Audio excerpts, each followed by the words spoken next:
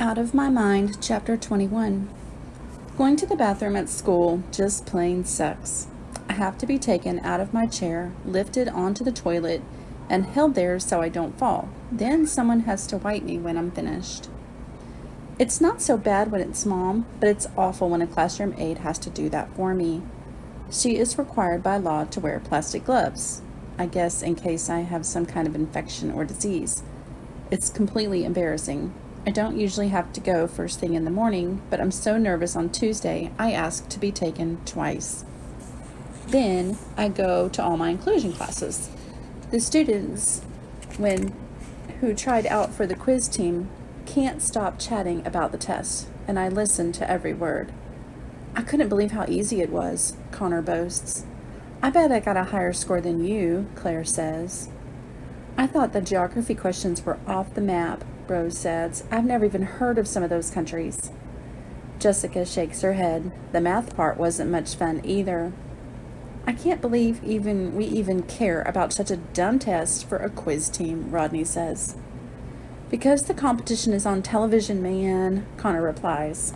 Big time TV coverage here in town, and if we make it to the finals, we go to Washington, D.C., where it will be televised all over the country. If we win, we'll get to be on Good Morning America. My grandma in Philly can watch me, and my auntie in Frisco. I'll be famous. What do you mean, if we win, Connor? Claire asked him. Don't you mean when we stomp the competition? Yeah, for sure. I already bought a new suit for when I'm on TV. Rose rolls her eyes. I thought this was a team competition, Connor, she reminds him. Hey, the team would be nothing without me. He holds his hand up in the air for high fives. I'm listening quietly from the back of the room. When the bell rings to indicate it's time for Mr. Deming's class, my palms feel sweaty. Catherine pushes me into the room and whispers in my ear, Relax, you rock.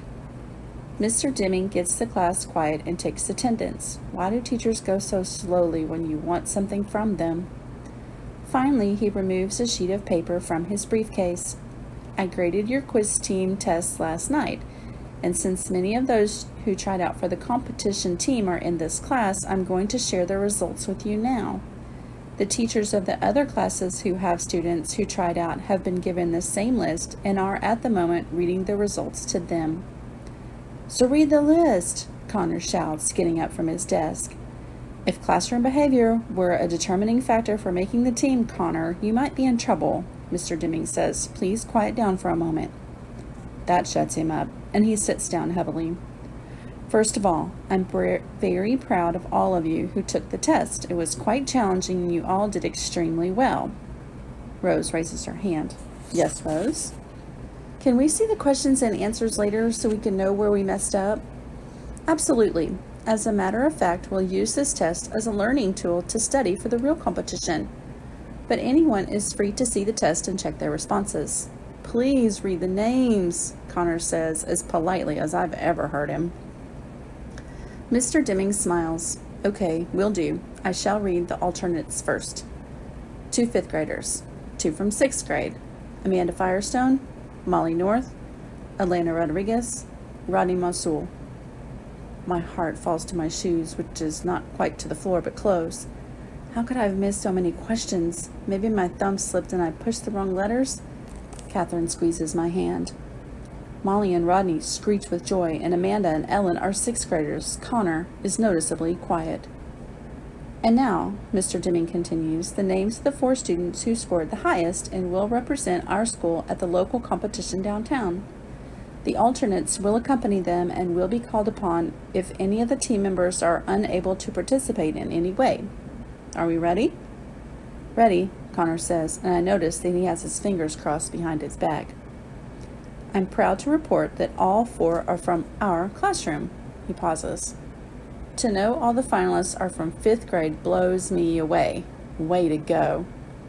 We torched 6th grade? Awesome, Rodney says. Now read the names before Connor wets his pants. Connor reaches over and smacks Rodney on the back of his head.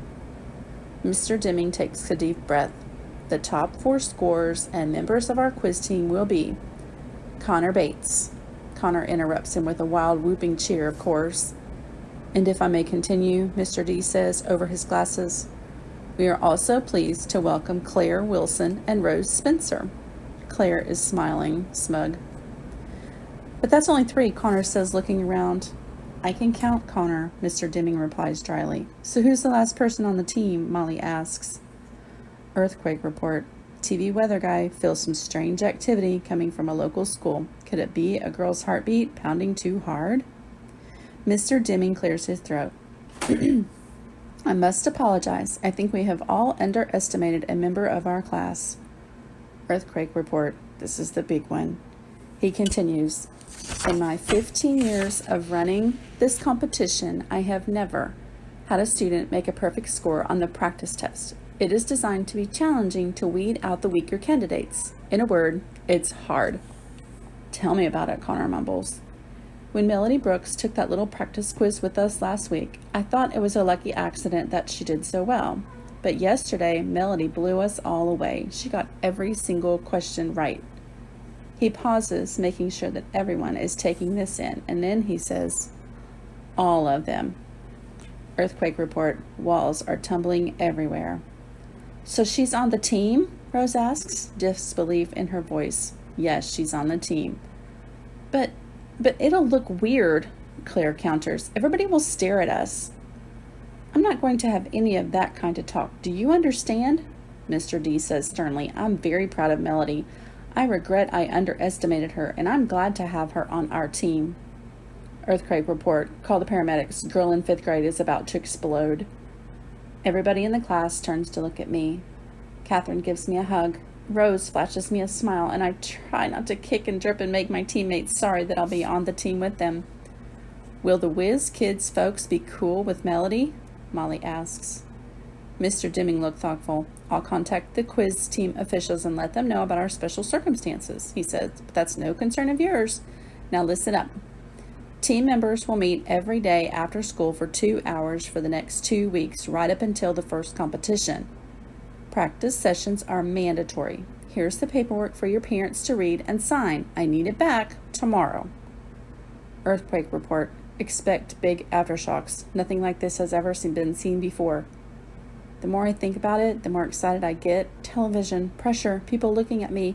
I can feel myself getting tense and tight. My arms and legs start doing the tornado's spastic dance. My head jerks and I try not to, but I screech just a little. And everybody turns at the sound, and I can see Molly and Claire jerking their heads and kicking their legs and making crazy noises. And a few people giggle, and Mr. Deming's face grows tight. I aim all of my energy at my thumb and point to go. Catherine gets the message and hurries me out of there. I want to find a hole and hide in it.